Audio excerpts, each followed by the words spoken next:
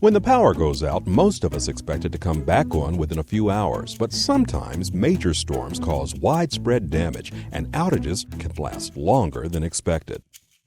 The good news is that your electric co-op's line crews work long, hard hours to restore service safely to the greatest number of members. That's you in the shortest time possible. Ever wonder how they do it? Well, there are 4 steps to restoring power that we should all know about, especially when we find ourselves in the dark.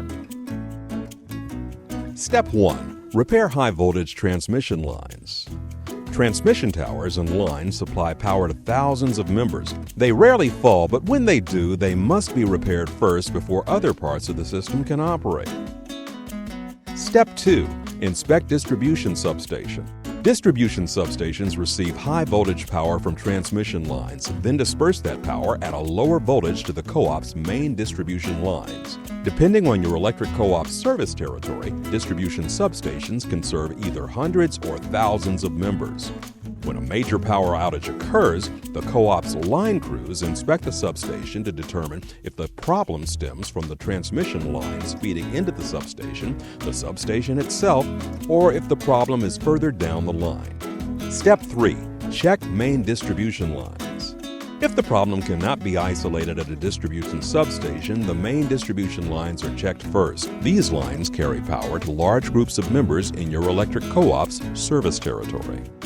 Step 4. Examine tap lines.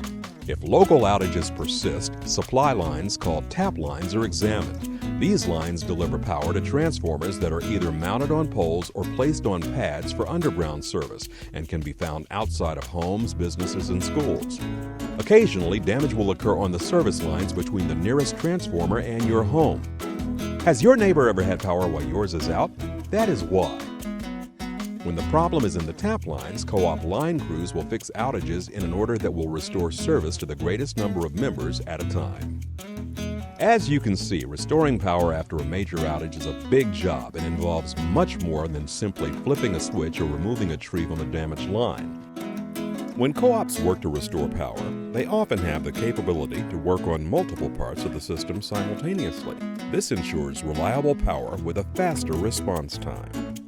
In the event of an outage, your local line crews will restore power safely to the greatest number of members in the shortest time possible, and we'll keep working until the lights are back on. As always, we appreciate your patience and your business.